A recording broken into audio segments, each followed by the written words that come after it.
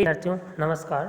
आज हम MA final के नगरीय भूगोल विषय के अंतर्गत विश्व नगरीकरण के वर्तमान प्रतिरूप के बारे में जो विश्व के नगरीय प्रदेश हैं उनकी चर्चा करेंगे।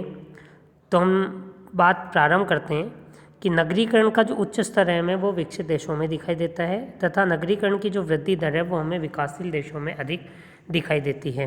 विश्व की कुल नगरीय जनसंख्या का लगभग 17.3% भाग संयुक्त राज्य अमेरिका में, 9.9% भाग चीन में, 7.1% भाग भारत व जापान में तथा 4.1% भाग ब्रिटेन में पाया जाता है।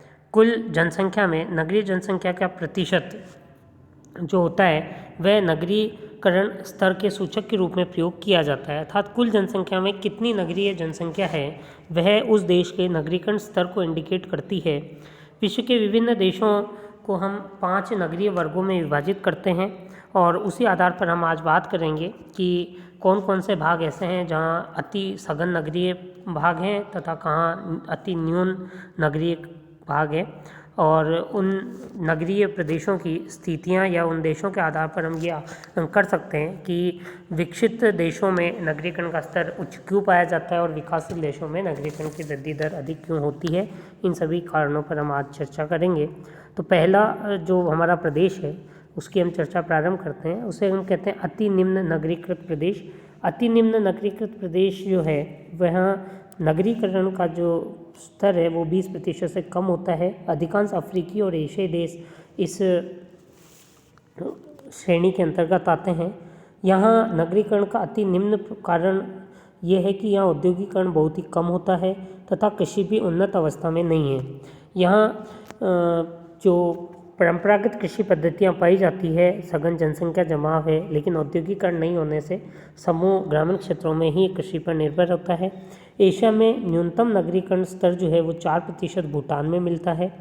इसके प्रमुख देश जो हैं वह Oman, Afghanistan, Bangladesh, Maldives, Nepal, Cambodia, Laos, Vietnam, Papua New Guinea और सोलोमन जो हैं वहाँ अति निम्न नगरीकृत प्रदेशों की श्रेणी में आते हैं। दूसरा जो है वो निम्न नगरीकृत प्रदेश आएगा जहाँ 21 से 40% भूभाग जो है वो नगरीकृत है, 21 से 40।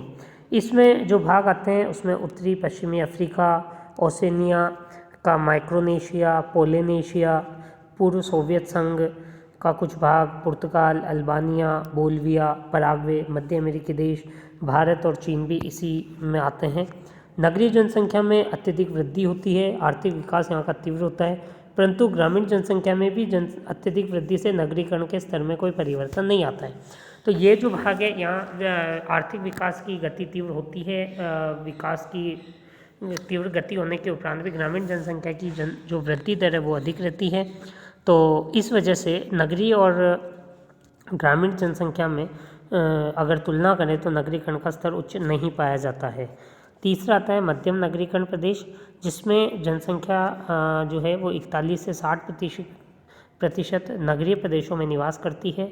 यूरोप के अधिकांश जो देश हैं वो इस श्रेणी में आते हैं, जैसे फिनलैंड, ऑस्ट्रिया, रोमानिया, पूर्व Yugoslavia, Cyprus, Syria, Malaysia, Philippine, Mongolia, उत्तरी कोरिया, ईरान, मिस्र, अल्जीरिया, ट्यूनीशिया, जाम्बिया, दक्षिण अफ्रीका आदि देश जो हैं वो मध्यम नगरीकरण देशों की श्रेणी में प्रदेश में जोड़े जाते हैं। उच्च नगरीकृत प्रदेश जहां की 60 से 80% जनसंख्या नगरीकृत होती है, ये अधिकांश जो देश हैं वो विकसित और औद्योगिकृत राष्ट्र होते हैं या उन्नत कृषि होती है, और खनिज तेल उत्पादक जो देश हैं वो भी उच्च नगरीकृत प्रदेशों की श्रेणी में आते हैं, जैसे इराक, जॉर्डन, सऊदी अरब, टर्की, ब्रुनई, ताइवान, दक्षिण कोरिया, जापान। अधिकांश लैटिन अमेरिकी देश, उत्तरी अमेरिका, यूरोप के अधिकांश जो देश हैं वो उच्च नगरीकृत प्रदेश के अंतर्गत आते हैं। अति उच्च नगरीकृत प्रदेश उन भागों में के लिए उपयोग करते हैं जहां 80% से अधिक जनसंख्या जो है वो नगरीकरण के दौर में होती है। Britain, Netherlands, Belgium, Sweden, Denmark, Germany, Iceland, Luxembourg. Latin America में Argentina, Chile, Uruguay, Venezuela, Libya, Israel, Lebanon, Australia, New Zealand ये अति उच्च नगरीकरण प्रदेश की श्रेणी में आते हैं। अब हम बात करते हैं विश्व में नगरीकरण की वृद्धि का जो एक दौर था वो प्राचीन काल, मध्यकाल और आधुनिक काल में किस श्रेणी में था। तो वहाँ अगर हम बात करते हैं तो प्राचीनतम जो काल है उसमें नगरीकरण अत्यंत मंद और अल्प रहा था। ग्रामीण नगरीय स्थानांतरण सीमित था, विनिर्माण उद्योगों का अभाव था और सघन कृषि जो थी वो श्रमोन्मुख थी।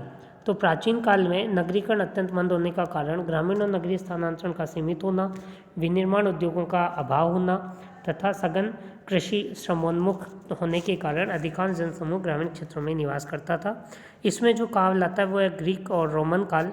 ग्रीक और रोमन काल में हम देखते हैं नगरों का विकास उत्पादन व वाणिज्य में वृद्धि से एथेंस, सिराक्यूज, कार्थेज, रोम और कुस्तुनतिनिया में हुआ था। मध्यकाल में नगरों का ह्रास नगरीकरण की दर में गिरावट हुई थी, व्यापार वाणिज्य का पतन हो गया, नगरों का आकार छोटा हो गया था। आधुनिक काल की जब हम बात करते हैं तो औद्योगिक क्रांति से तीव्र नगरीकरण हुआ। 1801 में ब्रिटेन विश्व का प्रथम नगरीकृत राज्य बनना था, जिसका कारण औद्योगिकरण, औपनिवेशिक साम्राज्य, व्यापार से तीव्र आर्थिक विकास हुआ। 19वीं सदी के प्रारंभ में 3% जनसंख्या नगरीय थी, जो 1900 में 4 गुना हो गई। 19वीं सदी के उत्तरार्ध में 5000 से अधिक जनसंख्या वाले नगरों में तीव्र वृद्धि को नगरीय विस्फोट कहा गया था। Australia, New Zealand, Japan, France, Canada, Finland, Argentina, Chile, Mexico 20वीं सदी के पूर्वार्ध में नगरीकृत हुए थे। विकासशील देशों में नगरीय जनसंख्या में अत्यधिक वृद्धि का जो कारण है वो कुल जनसंख्या में अत्यधिक वृद्धि होना है। सुविधा व रोजगार हेतु ग्रामीण क्षेत्रों से नगरों की ओर पलायन तीव्रता के साथ हुआ। एशिया, अफ्रीका, लैटिन अमेरिकी देशों में 1960 से 1990 में तीव्र नगरीकरण हुआ। अगर हम इस चार्ट के माध्यम से देखें तो एक तरफ देखते हैं हम जनसंख्या जो कि 10 लाख में है। एक तरफ हम वर्ष की बात करें तो देखिए 1800 में नगरीकरण निम्न था, 1850 में वृद्धि हुई, 1900 में फिर वृद्धि हुई, 1950 में वृद्धि हुई, 2000 तक आते आते नगरीकरण का वक्र बिल्कुल खड़ा हो गया। विश्व की जनसंख्या जो कुल जनसंख्या है उसमें भी वृद्धि अंकित होती है, लेकिन नगरीय जनसंख्या में 1900 से लेकर और 1950 के बाद तो लगभग ये स्थिति हो गई कि बिल्कुल एक खड़ा वक्र तैयार बन गया। तो हम बात करते हैं कि विश्व में सामान्य रूप से जहाँ जहाँ औद्योगिक विकास होना प्रारंभ हुआ या औद्योगिक गतिविधियों में कृषि के इतर अन्य गतिविधियों में कार्य प्रारंभ हुआ, लोगों का ग्रामीण क्षेत्र से या कृषि से भिन्न अन्य व्यवसाय की ओर पलायन बढ़ा और वही पलायन धीरे धीरे उनको नगरीकृत करता गया। इसलिए धीरे धीरे कोई भी समाज जो है वो अगर कृषि प्रधान है तो वह ग्रामीण और नगरीय जनसंख्या को कम धारण करता है, लेकिन जैसे जैसे वह विकसित श्रेणी में जाता है वहाँ नगरीय समूह की प्रमुखता बनती जाती है। धन्यवाद।